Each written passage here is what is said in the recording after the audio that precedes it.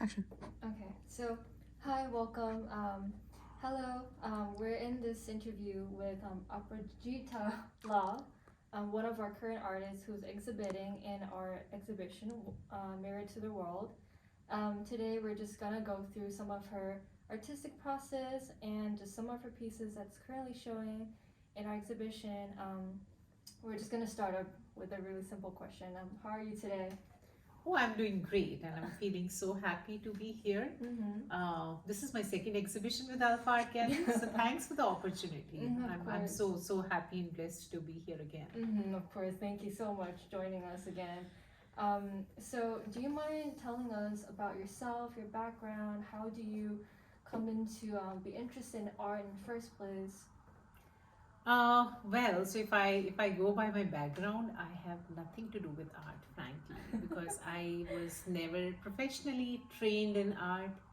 I have not gone to an art school, which I feel that I should have. Mm-hmm. But irrespective of that, I think when I was a child, it was my mom who just encouraged me uh, towards art. Mm-hmm. Um, there used to be an All India Art Camel Art Color contest that I participated just because we used to get those entry coupons in the paint palettes that we used to buy from this Oh. brand called Camel. So it used to have that entry coupon, and every month there would be a different theme, and Mm-hmm. so my mom just encouraged, let's create two posters and send those over. I was like, why not? Mm-hmm. And we ended up sending those entries through school, Mm-hmm. and to my surprise and probably to everybody's surprise, I got the first prize in Oh. All India Camel Color contest, which was such a big high for me. Oh, of course. And if you remember, mostly you won't be able to relate to that, but in our days, if the teacher comes to know about one talent about a kid, Mm-hmm. that kid would be promoted in that field, like till the time you're in the school. So they figured out that I'm good with art, I'm good with drawing and coloring and everything, and then I will go in any kind of competitions, contests, and that's how that interest just kept becoming deeper and deeper. And I just started improvising. I tried different mediums, different genres, because I would participate in portrait contest, I would participate in landscape contest. So I would be going everywhere, and that just triggered that that probably a little spark which was inside me just triggered it, and I'm happy here I am. Oh, that's wonderful. So, was your mother also artistic in a way, since she was the one who encouraged you? Yeah, she would do a lot of fabric painting, knitting, embroidery, and all of those things. So she was artistic, and hence she just kept encouraging us all the time. And when it come to choose what I wanted to pursue professionally, I chose engineering, because it was Oh. yeah. So I did engineering. I was in IT world until last year. Oh. I had quit JP Morgan Mhm. as a VP in digital services last year, and became a full-time artist. Oh, it's a big change. It is a huge change. So Oh it my was almost God. 17, 18 years of the corporate career Mhm. that I left behind to pursue this passion. Oh my God, it must have took a lot of courage to actually do that. It it did and it did not, because everybody around me was so supportive of the decision. So it was probably easier because I didn't have to convince anybody. And my husband has been a pillar stone for that. He's even now, every now and then, I just keep going in those lows that nothing's working out. I'm not able to do this. I'm not, and he's like, just stay persistent. You're doing good. Continue doing what you do because you're happy doing this. So I think it's more driven by passion and happiness than by anything else. And here I'm meeting a lot of people. It's a complete different world for me, that I'm meeting a lot of artists, I'm meeting a lot of art lovers, galleries, and so this is amazing. This is a new chapter. That's So I'm happy about it. very interesting. So could you tell us what kind of connections you have with your artworks? And what are the reasons for you to choose your subjects when you paint? So for me, I'm a nature lover. Mm-hmm. And thanks to probably our, uh, you know, movement to the US 3 years back, Mm-hmm. when you live in suburbs, Mm-hmm. you tend to appreciate the surroundings even more. Mm-hmm. And being in Jersey, you enjoy all the four seasons, so Mm-hmm. it's even beautiful. Mm-hmm. So I always had that connect with nature, and it just makes me happy. It just Mm-hmm. makes me joyous. Mm-hmm. I go for a lot of trails. I take a lot of pictures. Mm-hmm. Uh, so nature becomes my default subject in most Mm-hmm. of my paintings. Mm-hmm. Uh, so I, when I am in when I'm outside the house and I'm appreciating something around me, when I'm clicking those pictures, and those pictures inspire me to paint something, there's a complete, a cycle of me being happy from inside out. Mm-hmm. And I feel that is something that I can pass on to my audience. The Mm-hmm. happiness that I derive Of from course. painting these pieces, Uh-huh. if somebody who's looking at my art and feels the same emotion, or feels that connect, or gets a little smile on his or her face, I think that just makes me happy. So that's why I have this little tagline for my artworks, that are art that brings happiness. So Oh. when I'm making them with such an emotion, and if that emotion is passed on to onlooker, I think my purpose is solved. That's very sweet. So I know that you usually paint with nature. I'm just wondering, where do you usually find your inspiration? What makes you decide that you want to paint this? And then do you usually go out in plein air to paint, or do you paint from photographs that you took?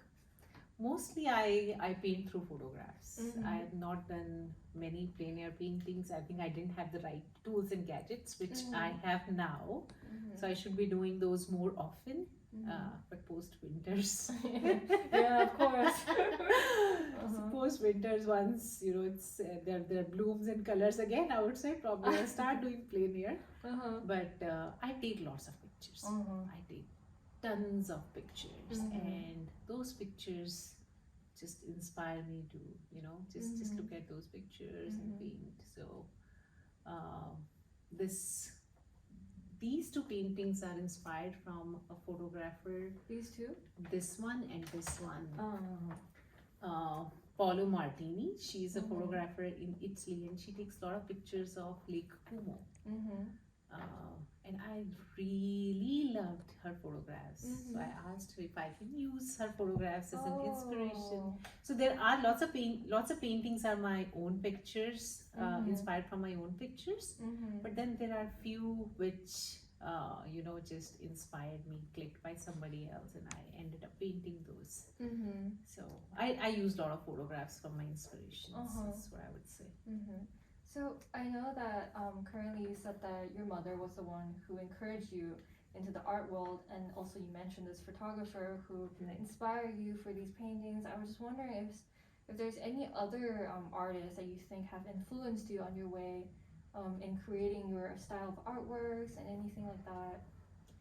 So as I said that I've not learned art professionally from anybody, but yes, I've been going to exhibitions. I've been checking people's work and getting inspired. While I was in Pune, in India, I used to really like this artist. His name is Milan Malik, and he's a celebrated artist in watercolors. So his landscapes are so vibrant and beautiful, and they're all in watercolors.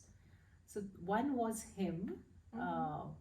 And I'd seen lots of people, people use watercolors very subtly, they don't use the richness of the pigments. So probably he inspired me to go a little bold with the colors, and I love, how I use my colors, because it's the colors that bring, that colors are cheerful. When you see colors, you feel happy, right? So I feel that using those grays and browns is once a time affair, but there are many more colors that you can use, even landscapes and other things. So I He's one. Then there was just one workshop that I've attended so far. That was again in Pune, and this artist's name is Anant Mandal. Mm-hmm. His watercolors inspired me. So watercolors has been my first choice of medium. Mm-hmm. Although yes, it is not an easy medium to get hang of. Yeah. But this is my favorite medium, and probably these two artists Mm-hmm. have a little influence on how I paint or how Mm-hmm. I Of course. create my artworks. I can see all the colors are really vibrant, especially the purple leaves and like the flower right here. They're all very vibrant. Instead of those transparent watercolor, your works are very very like vibrant in colors. They look alive. Mm-hmm. So so when you're creating your artworks in general, from the start to the end, what do you think are the biggest challenges for you in creating a new piece of artwork? I think my biggest challenge is not having enough time Oh, really? sometimes.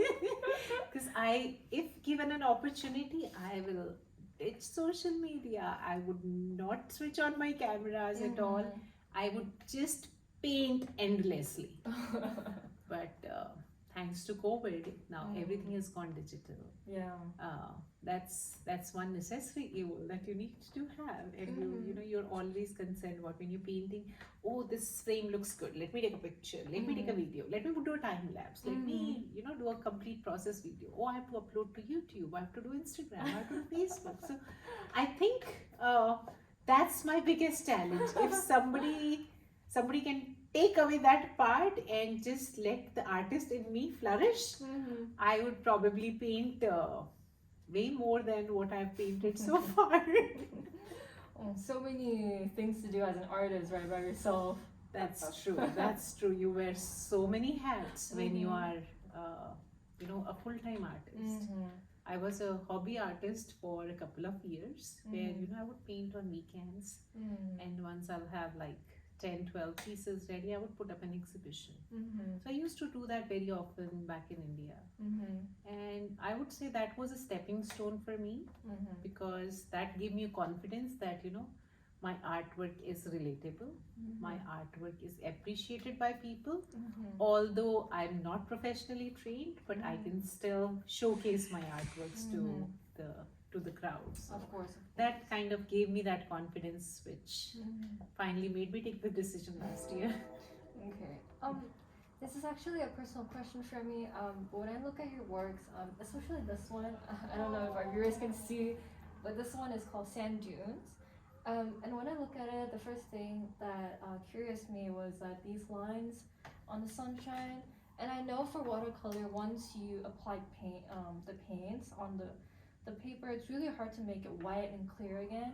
And I'm just really wondering how you make these really clear lines on the sunshine. And I'm just wondering if you can tell us more about the process of how you made that.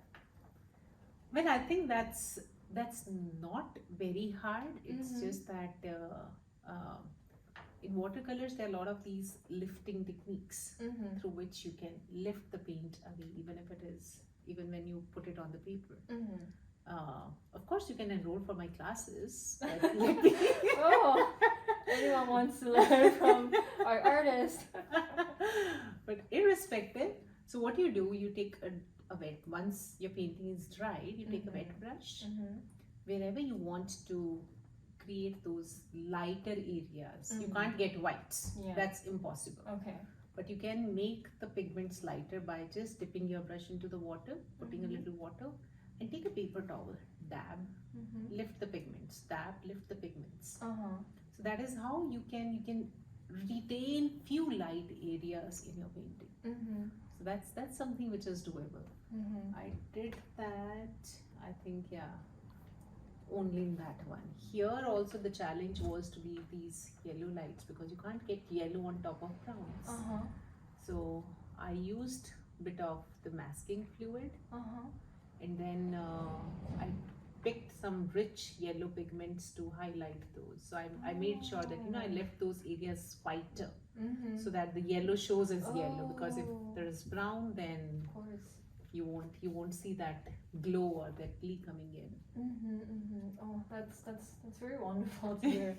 Yeah, I've been wondering how artists or watercolor artists do these kind of technique. Yeah, It's yeah, very interesting.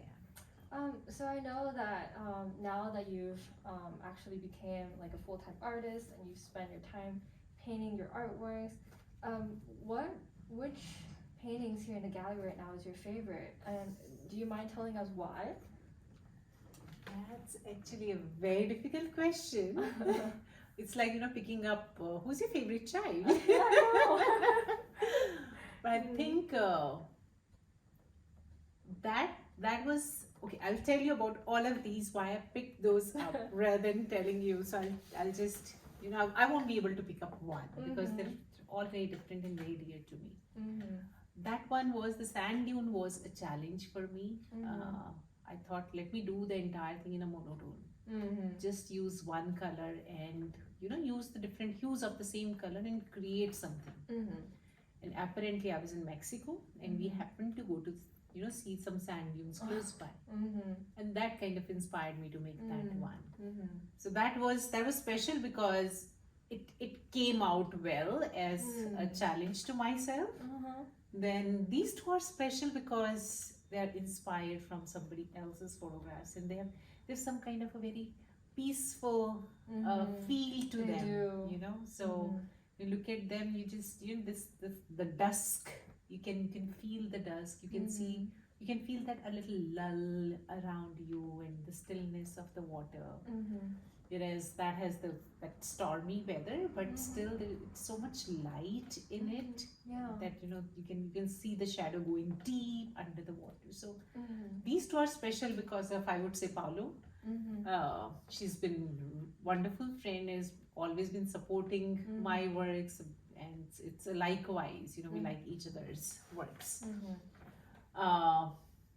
This was another challenge. I've never painted orange flowers, and we don't really see orange flowers that often.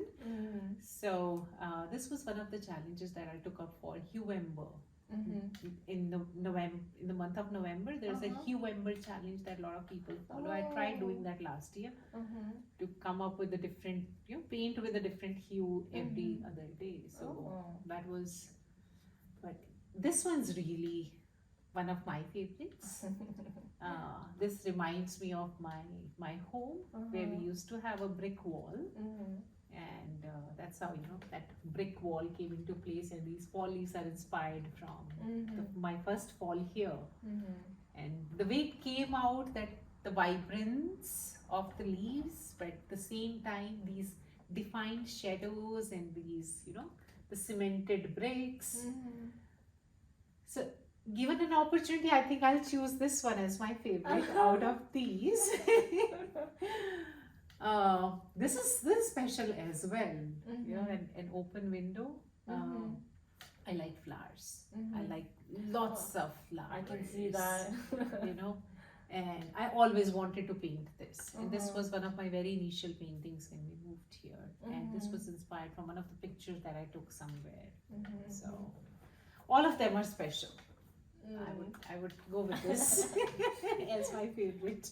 Okay, thank you for sharing us your favorite painting, I guess.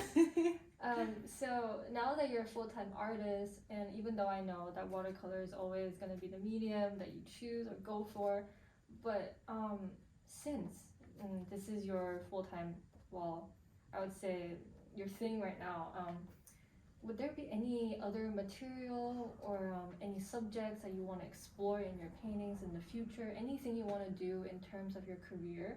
Do you have any lines? So I do a lot of oils, acrylics too, and the recent medium that I played around with was alcohol inks. And I've seen people do amazing works with alcohol inks. I was supposed to make a commissioned work for somebody, looking at an alcohol ink picture that is something that they selected as a sample, which was a 5 by 7 inches, so a postcard size, right? Small. Slightly bigger. So I sent few of those to the people, and they're like, "Oh, these colors are beautiful. Mm-hmm. Can we do a 3 feet by 4 feet canvas for this?" I was like, ah, and this that was just a medium that I was playing around with. I wasn't an expert on that. Mm-hmm. So there was a complete learning curve for me. It took me Mm-hmm. almost 2.5 months to Oh. prepare their work Mm-hmm. because I was playing around with canvas, like Mm-hmm. how an ink would stay on a canvas surface, Mm-hmm. how to prime it because Mhm. canvas is a fabric, right? Yeah. It absorbs Mhm, everything that you goes put in. onto, and inks are not, they're not plastic based or oil based. Mm-hmm. Inks are water based, Mm-hmm. right? So it took me a while. I ended up creating so many samples, figuring out how it would work, Mm-hmm. and finally was able to send them their artwork. Mhm. And there was one that I did for myself, which I Mhm. exhibited in New York in the last month, October. Oh. Yeah, so that's also 3 feet by 4 feet, Mm-hmm. and turned out beautiful. Oh. So I've, there's always something new that you keep trying on. Mm-hmm. So when it comes to nature, I think I can do lots of these, Mm-hmm. but beyond nature, trying some little bit of an abstraction, Mm-hmm. yet some definition is what I still prefer to do. Mm-hmm. Uh, so yeah, there are quite a few. There's a plethora of things that are on my list which I want to try. Yeah. I don't know. So as I told you, my biggest challenge is the time. I agree, I agree. Even as an artist, professional artist, there's still so many things you can kind of learn from yourself. You Yeah. know what you want to make or do. Right. What are you working on right now? Currently, I'm working on another big commissioned work, Mm-hmm. which is again a 5 by 6 feet canvas. Mm-hmm. I'm still figuring out what should I do. I've just done a blue background for that, Mm-hmm. and I want to use a lot of textures and some gold leaf and stuff on that. So I'm still in that conceptualizing phase of Mm-hmm. what should I do, how should I do. Mm-hmm. So that's something that I'm working on. Apart from that, I think I have an exhibition going on. Well, of course. And, and I may have another exhibition in the month of December. Mm-hmm. And there's another one that I'm in discussion with, a very nice, beautiful coffee house in Plainfield. They want to display my artworks because they celebrate New Jersey artists. Mm-hmm. They want to display my artworks next month as well. So I may have 2 exhibitions next month. Mm-hmm. And of course, I have a lot of these art classes that I do. So I teach kids, I teach adults, and very interestingly, I'm teaching seniors in a senior center for just 4 sessions of watercolors. We did one last Friday, and there is one which is coming up this Friday, and then there'll be 2 more in December. And that's such a humbling experience because each one of them is an artist by themselves. So I feel that I'm the youngest, and I'm still standing on the teacher's podium and teaching them. And they were so nice and kind, and I was touched. I really enjoyed that session. So yeah, there are quite a few things that I'm doing. Apart from that, I want to be.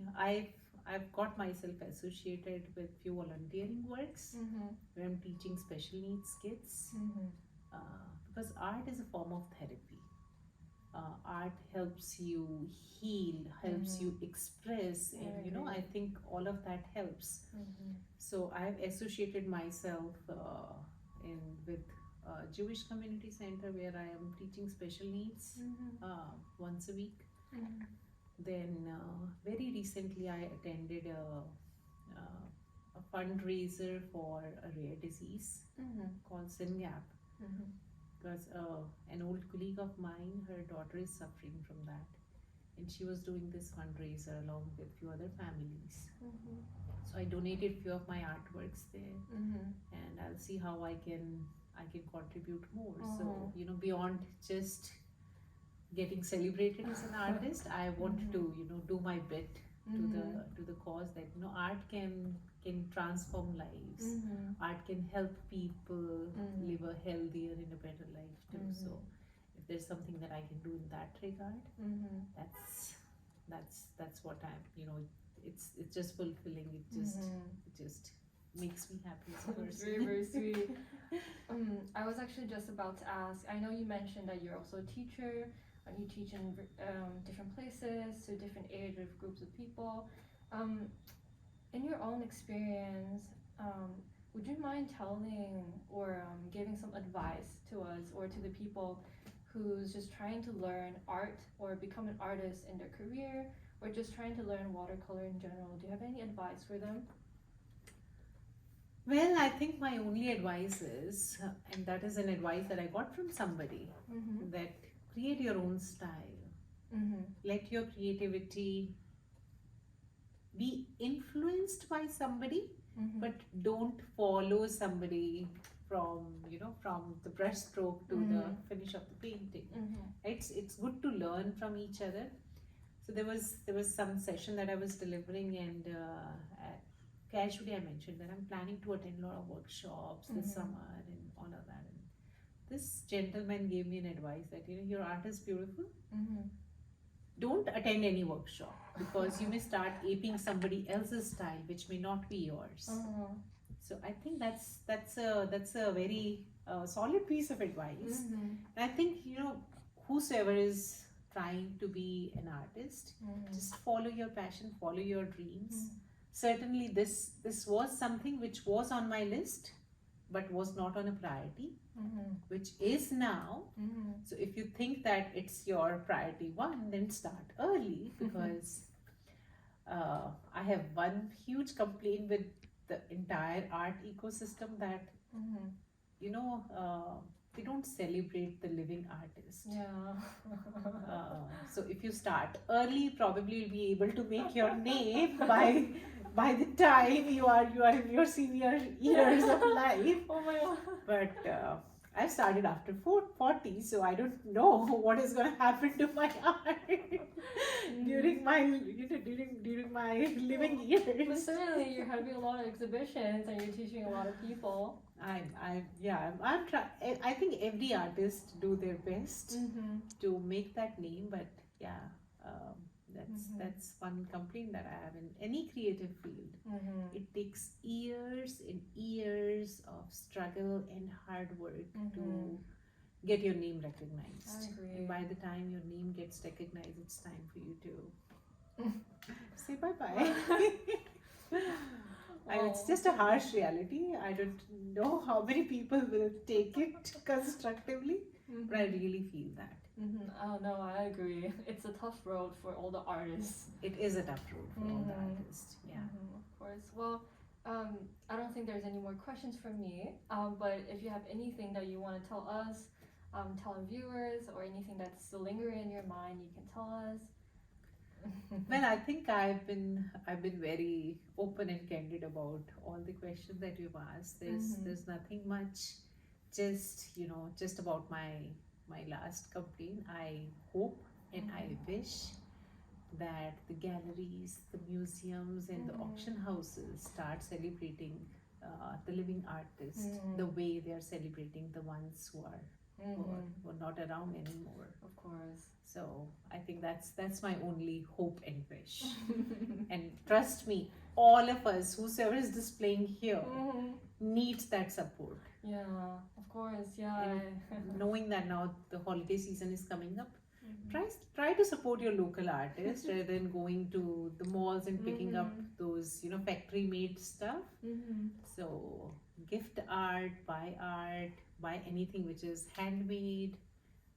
Gift those to your friends and family. That brings a personal touch to what you're gifting, and at the same time support the people who are putting in so much of their heart and effort into creating those pieces. Well, thank you so much again, Aprajita. You pronounced it right. Thank you. Having a hard time. Well, thank you again for sharing your insights and some of your experience and sharing your works. I think we all enjoyed this interview, and Well, we hope to see you soon again in our gallery. Of course, it would be a pleasure. Thank you so much, Christina. Thank you, thank you. Bye bye.